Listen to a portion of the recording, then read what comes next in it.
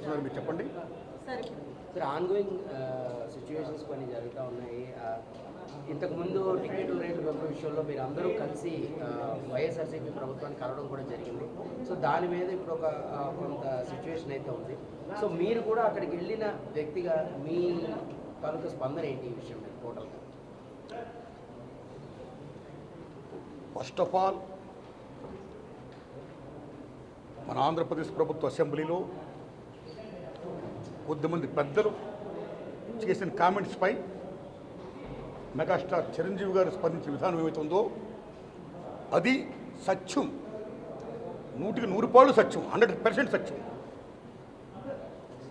అప్పుడు వైఎస్ జగన్మోహన్ రెడ్డి గారి హయాంలో ఆయన సీఎంగా ఉన్నప్పుడు, పేరు నాని గారు సినిమాటోగ్రఫీ మంత్రిగా ఉన్నప్పుడు ఇండస్ట్రీ నుంచి చిరంజీవి గారితో పాటు చాలామందిని వారు ఆహ్వానించారు. అందులో నేను కూడా ఒకరిని. చిరంజీవి గారు మాట్లాడుతూ నానుమూర్తి కూడా వచ్చాడు మాతో అన్నారు. కాబట్టి చాలామంది మీలాంటి మిత్రులు నన్ను ఈవేళ అక్కడ ఏం జరిగిందని అడుగుతున్నారు. కాబట్టి చెప్పాల్సిన బాధ్యత నాపై ఉంది. కాబట్టి నేను చెప్తున్నా, సత్యం చెప్తున్నాను మీకు. జగన్మోహన్ రెడ్డి గారి గవర్నమెంటు మా సినిమా కళాకారుని కానీ చిరంజీవి గారిని కానీ ఎవరిని కూడా అవమానించలేదు, చాలా గౌరవించారు. సత్యం. ఎందుకంటే కోవిడ్ కష్టకాలంలో సినిమా రంగం ఏమైపోద్ది అని భయోందనతో ఉన్న దశలో పరిశ్రమ పెద్దలందరూ కలిసి చిరంజీవి గారిని కలిశారు. పరిశ్రమ పెద్దగా ఆయన భావించి, ఆయన గౌరవించి నన్ను ఆహ్వానించారు. చిరంజీవి గారు స్వయంగా నాకు ఫోన్ చేశారు కూడా. అదేం సంస్కారం. అప్పుడు నేను ఢిల్లీలో ఉన్నా. నారాయణమూర్తి ఇండస్ట్రీ క్లిష్ట పరిస్థితిలో ఉంది. భారీ చిత్రాలతో పాటు సగటు సినిమా తీసిన ఇలాంటి వాడు అందరూ కూడా రావాలి, ఒపీనియన్స్ చెప్పాలి, మనందరం ప్రభుత్వాన్ని కలవాలి, ప్రభుత్వం నుంచి మనకి ఏ సహాయ శాఖలు వస్తాయో మనం స్వీకరించాలి, మనం విన్నవించాలి అని చిరంజీవి గారు చెప్పడం, అందరూ మీట్ అవ్వడం చిరంజీవి గారి ఇంట్లోనే ఇది జరిగింది. అప్పుడు అనేక మంది వారి యొక్క అభిప్రాయం చెప్పారు. ఆయన్ని తీసుకొని మన సీఎం గారికి వెళ్తూ నేను చెప్పారు. వారు సీఎం గారితో మాట్లాడారు స్వయంగా. అలాగే నేను కూడా పేరు నాని గారిని వెళ్ళి విజ్ఞప్తి చేశాను పందర్లో. అలా చాలామంది విజ్ఞప్తి చేశారు. ముఖ్యంగా చిరంజీవి గారు తీసుకున్న రోలు salute, whole hearted I'm telling. పరిశ్రమ పెద్దగా వాట్ ది బెస్ట్ రోల్ ఈ ప్లేట్ దట్ డే. ఆయన ఎవరు అవమానించాల, చాలా గౌరవించారు. మమ్మల్ని ఎవరు అవమానించాల, చాలా గౌరవించారు. మేమందరికి వెళ్ళాం, సమస్యలను చెప్పాం. సీఎం జగన్మోహన్ రెడ్డి గారు సానుకూలంగా స్పందించారు. పేరు నాని గారితో మాట్లాడి ఏమేం కావాలో మొత్తం తెలుసుకోండి, తీసుకోండి, అన్నీ మనం చేద్దాం అని కూడా చెప్పారు. ఇది జరిగిన సత్యం అండి, ఇది జరిగిన సత్యం. ఓకే, ఆ సమస్యలు ఇంకా ఉన్నాయి. Still it's going on. ఆయన ప్రభుత్వం ఇప్పుడు లేదు. ఇప్పుడు మన చంద్రబాబు నాయుడు గారి గవర్నమెంట్ వచ్చింది. కాబట్టి ఈ గవర్నమెంట్లో ఆనాడు ఎక్కడ ప్రియాంబుల్, గత గవర్నమెంట్లో ఏ ప్రియాంబుల్ ఉందో, ఏ ప్రజలకి ఏ సమస్యలు ఉన్నాయో, ఏ ఇండస్ట్రీకి, cinema industry, anybody anything else, వాళ్ళకి ఏ సమస్యలు ఉన్నాయో అకార్డింగ్ టు ప్రియాంబుల్ గత ప్రభుత్వంలో ప్రజలు విన్నవించుకున్న విన్నపాలు ఏమైతే ఉన్నాయో ఆ విన్నపాలని ఇప్పుడు, ఆ సమస్యలు ఇప్పుడున్న ప్రభుత్వం చంద్రబాబు నాయుడు హయాంలో నెరవేర్చాలని, దానికి సినిమాటోగ్రఫీ మంత్రి గారు దుర్గేష్ గారు సహకరించాలని, మన తెలుగు ఇండస్ట్రీ నుంచి వెళ్ళి ఇవాళ డిప్యూటీ సీఎంగా ఉన్న పవన్ కళ్యాణ్ గారు చొరవ తీసుకోవాలని నేను విజ్ఞప్తి చేస్తూ మా సమస్యల్ని, మన పరిశ్రమ సమస్యల్ని క్లియర్ చేయాల్సిందిగా మనస్ఫూర్తిగా వారిని కోరుకుంటున్నా. Thanks a lot. Sir, Balakrishna గారు ఎవడు అడగలేదు అని చెప్పడం అనేది వారు తెలిసింది వారు చెప్పారు. అది కరెక్ట్ కాదు. చిరంజీవి గారితో పాటు మేము చాలామంది వెళ్ళాం, అది అందరికీ తెలుసు. కాబట్టి ఆనాడు ఏమైతే అక్కడ సీఎం గారితో మాట్లాడుకున్నామో, ఏం చర్చలు జరిగాయో అవన్నీ కూడా మీకు ఈ media is the most powerful media, right? మీడియాలో చూడండి మీరు ఏముంది జరిగిందో, దట్ ఈస్ సత్యం, అది చూడండి. సో బాలకృష్ణ గారు తెలిసి ఉండొచ్చు, తెలియకపోవచ్చు అని చెప్పారు. సో నేను బాలకృష్ణ గారి గురించి మాట్లాడదలుచుకోవాలా. కానీ చాలామంది మాత్రం అప్పుడు వైఎస్ జగన్మోహన్ రెడ్డి గారి ప్రభుత్వం చిరంజీవి గారిని, సినిమా కళాకారుని అవమానించింది అనే అపప్రద ఏమైతుందో అది చాలా తప్పండి. అలా కామెంట్ చేయకూడదండి. Nobody have no right to assassinate other characters. సత్యం ఇంపార్టెంట్, ట్రూత్ ఇస్ ఇంపార్టెంట్. ఆ ట్రూత్ అప్పుడు ఏ కెమెరా అయితే షూట్ చేసావో అది చూడండి, అది తెలుసుకోండి, జనాన్ని చెప్పండి. That's all. సినిమా టికెట్లు పదే పదే పెంచడం రేట్లు ఎంతవరకు కరెక్ట్ సార్? షోలు ఇలా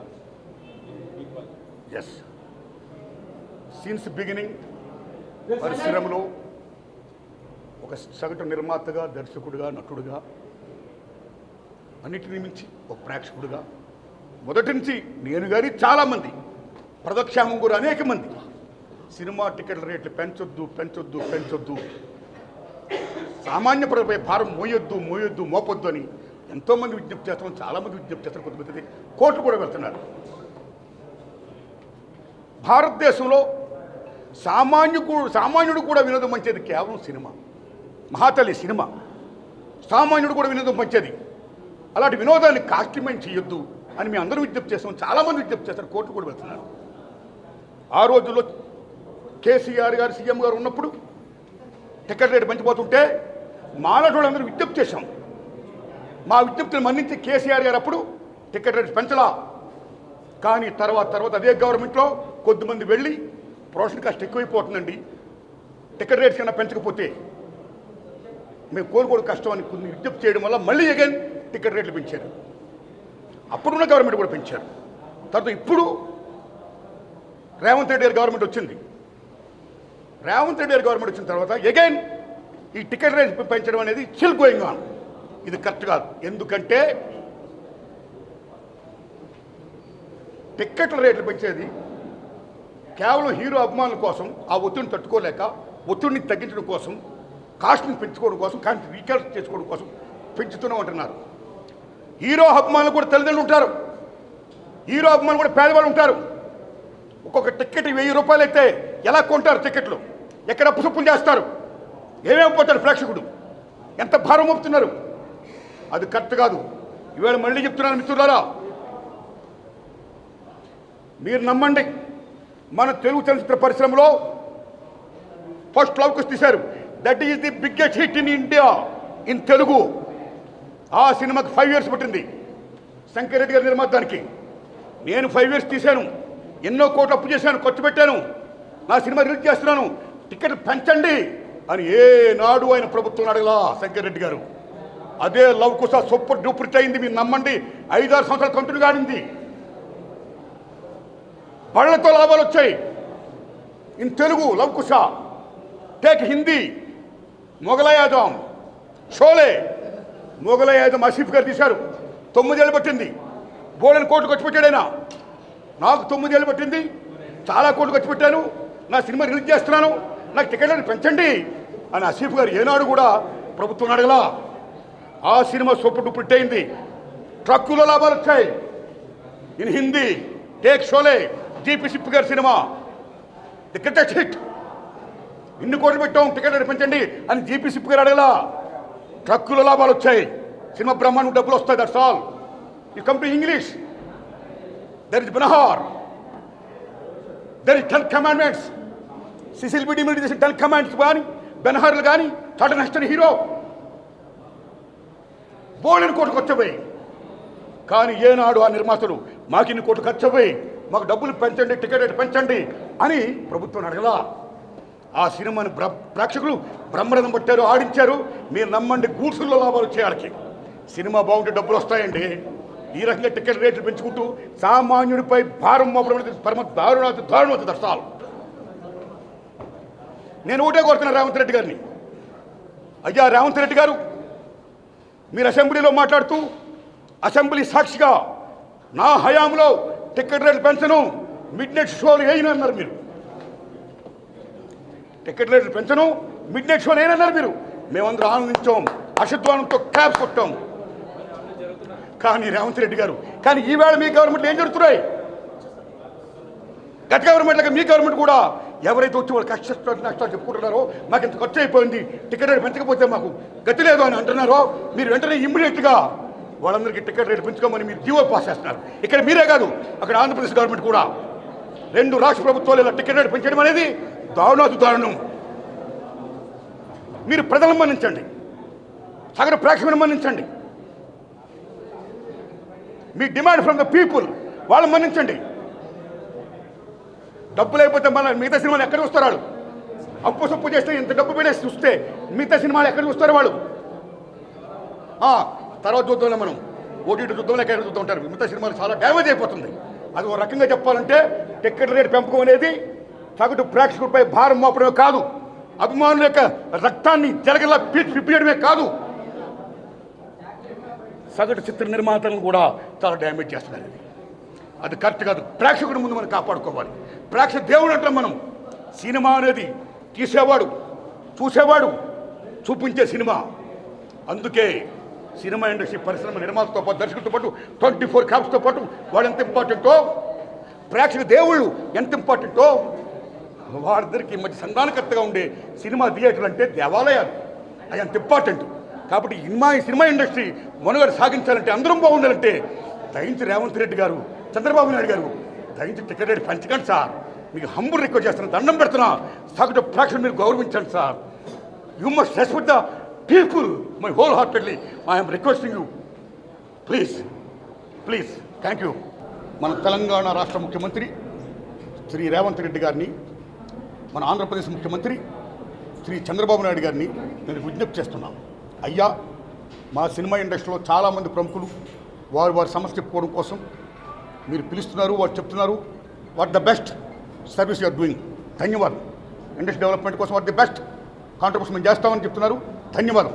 the same time my humble request, దయించి వారినే కాదు,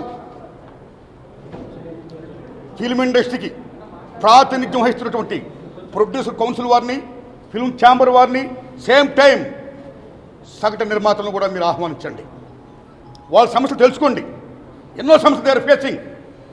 చాలా సినిమాలు థియేటర్ దొరకట్లా.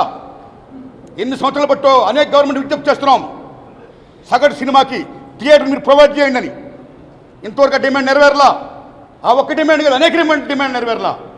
కాబట్టి దయించి వీళ్ళని కూడా పిలవండి. ప్రొడ్యూసర్ కౌన్సిల్ని, ఫిల్మ్ ఛాంబర్ని, సగటు నిర్మాతలు పిలండి. వాళ్ళ సమస్యలు తెలుసుకోండి. వాళ్ళు కూడా the best contribution, the best service, the best help, the best cooperation దాన్ని చేయండి. ఇది నా విజ్ఞప్తి. సేమ్ టైం రేవంత్ రెడ్డి గారు అసెంబ్లీ సాక్షిగా నేను టికెట్ రేట్ పెంచను నా ప్రభుత్వ హయాంలో, the same time mid night షోలు ఉండవు అని బ్రహ్మాండంగా అసెంబ్లీలో చెప్పారు. మీరు సెల్యూట్. ఈ ప్రజాస్వామ్యంలో అసెంబ్లీ అంటే దేవాలయం. మీ నాయకులు ది రిప్రజెంట్ ఆఫ్ గాడ్, దేవుని ప్రతినిధులు మీరు, టు సర్వ్ ద పీపుల్.